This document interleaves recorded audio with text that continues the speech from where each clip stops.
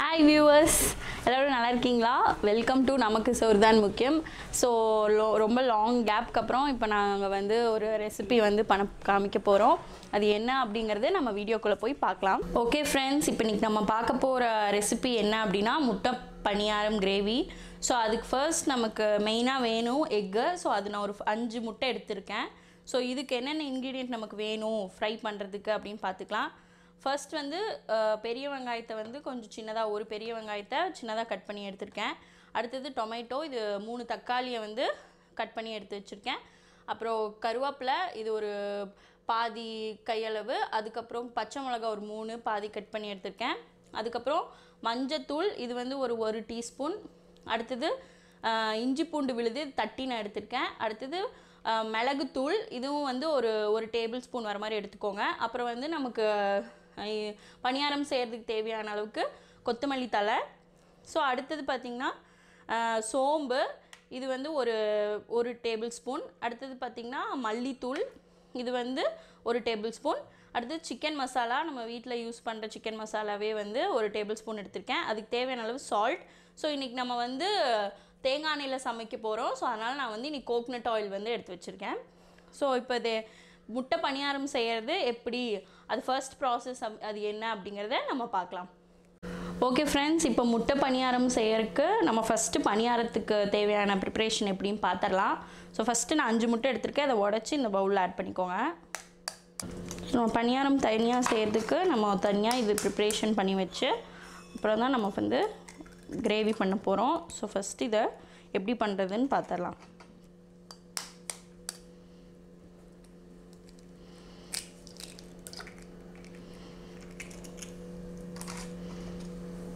Okay friends, இப்போ நம்ம எக்கை வந்து உடச்சி ஊற்றியாச்சு. அடுத்ததாக பார்த்திங்கன்னா பெப்பர், இது ஒரு டேபிள் ஸ்பூன் எடுத்திருக்கேன். ஸோ இதில் வந்து ஒரு 1/4 டீஸ்பூன் அளவுக்கு நம்ம ஆட் பண்ணிக்கலாம். அடுத்தது வேணுங்கிற அளவு சால்ட்டு. ஸோ நான் இது ஒரு 1/2 டீஸ்பூன் ஆட் பண்ணுறேன். அப்புறம் கொத்தமல்லி தழை, ஸோ இது வந்து ஒரு கையளவு கொஞ்சமாக ஆட் பண்ணிக்கிறேன். ஸோ இப்போ இதை நல்லா வந்து ஃபுல்லாக மிக்ஸ் பண்ணி விட்டுருங்க. எக்கோட நல்லா ஸ்பூன்லேயே வச்சு நல்லா விஸ்க் பண்ணி விட்டுருங்க. ஸோ பணியாரம் ஊற்றுறதுக்கான பதத்துக்கு இதை கொண்டு வந்து ரெடி பண்ணி வச்சுருங்க. இது வந்து உங்கள் ஒரு சைட் டிஷ் ரெசிபி மாதிரி ரொம்ப நல்லாயிருக்கும். நீங்கள் எதுக்கு வேணால் சைட் டிஷ் வச்சுக்கலாம். சப்பாத்தி, பூரி, இட்லி, தோசை, ஈவன் ரைஸுக்கு கூட வச்சிங்கன்னா கூட நல்லாயிருக்கும். ரொம்ப ஈஸியாக இது செஞ்சிடலாம். இதுக்கு நமக்கு வீட்டில் இருக்க ஐட்டம்ஸ் வச்சு சிம்பிளாக ஈஸியாக செஞ்சிடலாம். உங்களுக்கு ஸ்பைஸியாக வேணும் அப்படின்னா பெப்பர் பவுடர் கொஞ்சம் ஜாஸ்தி போட்டுக்கோங்க. ஓகே ஃப்ரெண்ட்ஸ், இப்போ பணியாரம் ஊற்றுறதுக்கு ஸ்டார்ட் பண்ணிடலாம். நான் கல் வச்சுட்டேன். இப்போ தேங்காய் எண்ணெய் வந்து நம்ம தேங்காய் எண்ணெயில் இன்றைக்கி பணியாரம் சுட போகிறோம். அதுக்கு ஒரு டேபிள் ஸ்பூனில் எடுத்திருக்கேன். அது கொஞ்சம் கொஞ்சமாக எல்லா குழியிலையும் ஈவனாக ஊற்றிக்கோங்க. ஸோ இதில் ஒரு 9 பணியாரம் வந்து சுடலாம் இந்த ஒரு செட்டில். ஸோ அது நான் உங்களுக்கு எப்படி இதில் எக் பணியாரம் சுடுறதுன்னு செஞ்சு காமிக்கிறேன். ஆயில் வந்து கொஞ்சம் ஹீட் ஆகிடுச்சு. இப்போ பணியாரத்தை வந்து கொஞ்சம் கொஞ்சமாக அந்த எக்கோட இதை நம்ம ஆட் பண்ணிடலாம். மோஸ்ட்லி இது அடுப்பை வந்து கொஞ்சம் சிம்லேயே வச்சு செய்யுங்க. அப்போ தான் உங்களுக்கு இது கருகாமையே வரும். கொஞ்சம் எல்லோயிஷாக வந்தால் போதும். ரொம்ப பணியாரம் வந்து டார்க்காக வந்து குக் ஆகணும்னு அவசியம் இல்லை. ஏன்னா நம்ம கிரேவி செய்கிறனால அதுலேயே வந்து எக் வந்து குக் ஆகிடும். ஒரு எல்லோயிஷ் க்ரீமி டெக்ஸ்சரில் இருந்தால் போதும். ஸோ மேலே ஆயில் ஊற்ற வேணாம், ஏன்னா நம்ம ஆல்ரெடி உள்ளேயே ஆயில் நல்லா ஆட் பண்ணியிருக்கோம். ஸோ இப்போ இதை வந்து வெந்துடுச்சு. இது இப்படி திருப்பிடலாம். ஸோ இந்த இடத்துலலாம் இந்த எல்லோ கொஞ்சம் கொஞ்சம் மறையும் போது நீங்கள் திருப்பி விட்டுருங்க. நம்ம இது ஃபஸ்ட்டே ஊற்றிட்டோங்கிறனால நமக்கு அது சீக்கிரம் வெந்துடுச்சு. ஸோ அடுத்ததாக இது திருப்பிடலாம். சின்னதாக வந்தாலும் உங்களுக்கு அந்த கிரேவியில் போடும்போது ரொம்ப நல்லாவே இருக்கும். ஆஃப் குக் ஆனாலும் ஒன்றும் பிரச்சனை இல்லை. நமக்கு கிரேவி செய்யும் போது அது ஃபுல்லாக குக் ஆகிடும். உங்களுக்கு எந்த இடத்துல திருப்புறதுக்கு ஈஸியோ அந்த மாதிரி வச்சு திருப்பிக்கோங்க. இந்த மாதிரி ஜஸ்ட் இப்படி டில்ட் பண்ணி விட்டிங்கன்னா போதும். இது இன்னும் கொஞ்சம் வேகணும். இருந்தாலும் ஜஸ்ட் எப்படி திருப்பி வச்சாங்க. ஸோ லாஸ்ட்டாக இது ஆயில் வந்து நமக்கு ஊற்ற அவசியம் இல்லை, ஏன்னா நம்ம ஆல்ரெடி உள்ளே வந்து தேங்காய் எண்ணெய் ஊற்றிட்டோம். ஸோ இப்போ இதை நம்ம வந்து இந்த பிளேட்டில் எடுத்து வச்சிடலாம். ஸோ இது குக் ஆகிடுச்சு. நம்ம இதை அப்படியே உள்ளே வச்சு குத்தி இந்த பிளேட்டில் எடுத்து வச்சுக்கலாம். பார்த்திங்கன்னா சூப்பராக வந்திருக்கு. நம்ம தேங்காய் எண்ணெய் ஊற்றிருக்கனால நமக்கு நல்லா அந்த வாசமே ரொம்ப நல்லா இருக்குது. ஓகே ஃப்ரெண்ட்ஸ், இப்போ நம்ம வந்து முட்டை பணியாரம் பர்ஃபெக்டாக ரெடி பண்ணியாச்சு. அடுத்ததாக வந்து இந்த முட்டை பணியாரம் கிரேவி செய்ய போகிறோம். ஸோ ஃபஸ்ட்டு அதுக்கு நம்ம இன்றைக்கி தேங்காய் எண்ணெயில் தான் செய்ய போகிறோம். அது வந்து ஒரு 2 டேபிள் ஸ்பூன்ஸ் வர மாதிரி எடுத்துக்கோங்க. 2 டேபிள் ஸ்பூன்ஸ் வர மாதிரி 1 டேபிள் ஸ்பூன் வந்து காஞ்சிடுச்சு. இப்போ கடுகு ஆட் பண்ணிடலாம்.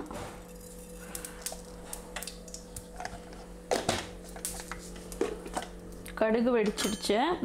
இப்போ சோம்பு கொஞ்சம் ஆட் பண்ணுறேன். சோம்பு வந்து கொஞ்சம் உங்களுக்கு அந்த எக்கு ஓட ஸ்மெல் வராமல் உங்களுக்கு ஒரு ஃப்ளேவர் கொஞ்சம் மாறும், அதனால் சோம்பு ஆட் பண்ணிக்கிறேன். சோம்பு ஆயிலில் குக் ஆகிட்டு இருக்கும் போதே இஞ்சி பூண்டு விழுது கட் பண்ணி வச்சுருக்கோம், இடித்து வச்சுருக்கோம் இல்லையா, அதையும் ஆட் பண்ணிக்கலாம்.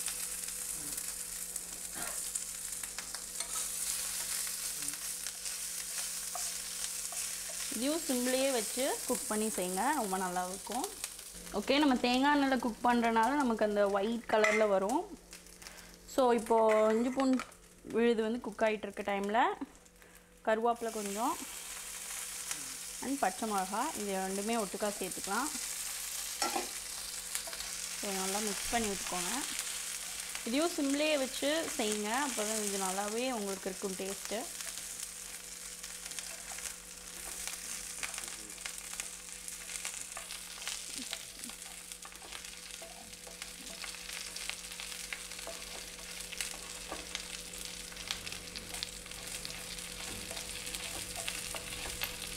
ஸோ ஆனியனும் அடுத்ததாக நம்ம ஆட் பண்ணிக்கலாம். ஸோ இது குக் ஆகிட்டு இருக்கும் போது ஆனியன் ஒரு பெரிய ஆனியன் கட் பண்ணி வச்சுருக்கேன், இதை வந்து இதில் ஆட் பண்ணிக்கோங்க.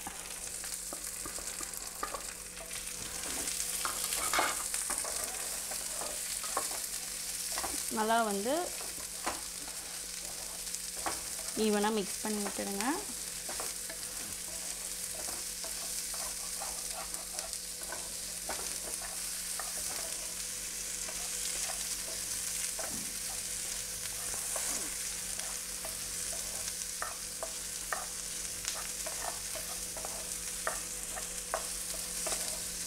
ஆனியன் வந்து கொஞ்சம் கோல்டன் ப்ரௌன் ஆகிற வரைக்கும், நல்லா குக் ஆகிற வரைக்கும் வணக்கி விட்டுருங்க.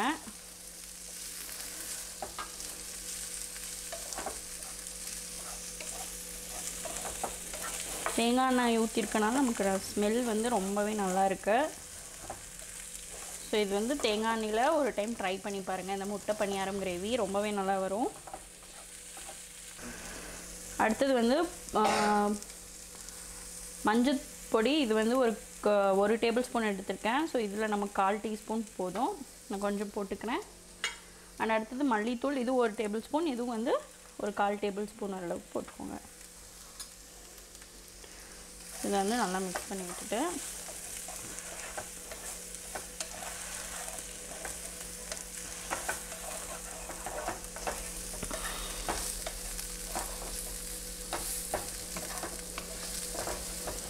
ஸோ இது குக் ஆகிட்டுருக்கு. ஸோ இந்த சமயத்தில் ஆனியன் வந்து கொஞ்சம் குக் ஆகிடுச்சு. இப்போ நம்ம கட் பண்ணி வச்சுருக்க 3 தக்காளி இதை வந்து இதில் ஆட் பண்ணிடலாம். தக்காளி வந்து இந்த இன்க்ரீடியன்ட்ஸு கொஞ்சம் நல்லாவே போட்டுக்கோங்க, உங்களுக்கு அந்த கிரேவியை வந்து நல்ல டேஸ்ட்டாக கொடுக்கும், சாப்பிட்றதுக்கும் உங்களுக்கு வந்து நல்லாவே இருக்கும். ஸோ தக்காளியோட பச்சை வாசமெல்லாம் போனதுக்கப்புறம் நம்ம இதுக்கு ஆட் பண்ணிக்கலாம். இது ஒரு 2 to 5 minutes நல்லா சிம்லேயே குக் ஆகணும்.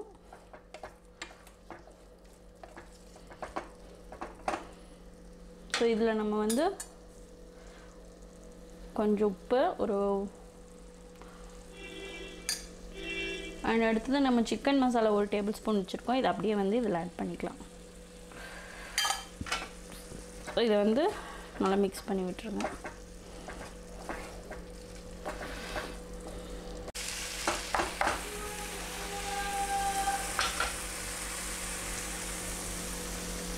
ஓகே ஃப்ரெண்ட்ஸ், நமக்கு டொமேட்டோவும் பார்த்திங்கன்னா நல்லா குக் ஆகிடுச்சு. எல்லாமே நல்லா வந்து கைதோட பச்சை வாசனை எல்லாம் போயிடுச்சு, பார்த்தாலே தெரியும்.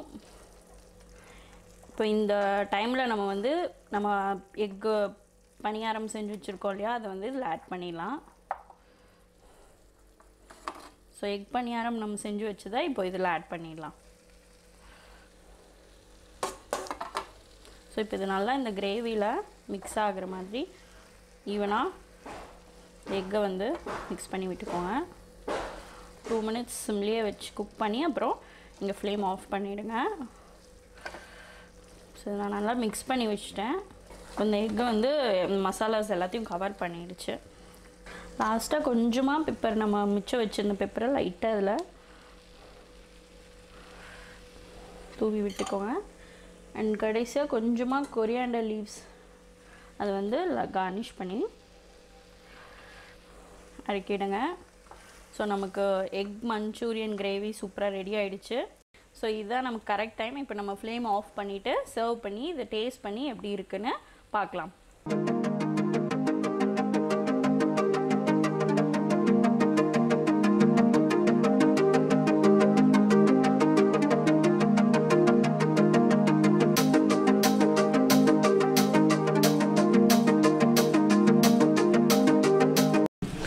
ஓகே ஃப்ரெண்ட்ஸ், இப்போ நம்ம எக் பணியாரம் கிரேவி வந்து சூப்பராக ரெடி ஆகிடுச்சு. இது வந்து கொஞ்சம் ட்ரையாக நான் செஞ்சுருக்கேன்.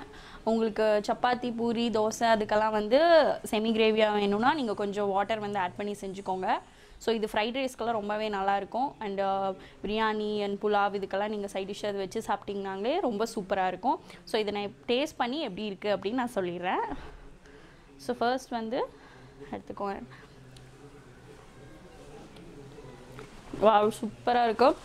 எக் வந்து நல்லா குக் ஆகிடுச்சு. இந்த கிரேவியில் வந்து நம்ம இந்த மசாலாஸ் எல்லாமே வந்து எக்கில் நல்லா இறங்கியிருக்கு. ரொம்பவே நல்லாயிருக்கு. இது நீங்கள் வந்து சைட் டிஷ்ஷாக வச்சு சாப்பிட்டிங்கன்னா இன்னும் ரொம்ப சூப்பராக இருக்கும். ஓகே ஃப்ரெண்ட்ஸ், இப்போ நம்ம எக் பணியாரம் கிரேவி வந்து டேஸ்ட் பண்ணி எப்படி இருக்குன்னு சொல்லிட்டேன். ஸோ கண்டிப்பாக வந்து நமக்கு சோறு தான் முக்கியம் சேனலை லைக், ஷேர் அண்ட் சப்ஸ்கிரைப் பண்ணுங்கள். ஏதாவது கமெண்ட்ஸ் இருந்தால் கமெண்ட் பாக்ஸில் கமெண்ட் பண்ணுங்கள். ஸோ நெக்ஸ்ட் டைம் இதே மாதிரி ஒரு சூப்பரான ரெசிபியோடு நான் உங்களை மீட் பண்ணுறேன். ஸோ நமக்கு சோறு தான் முக்கியம்.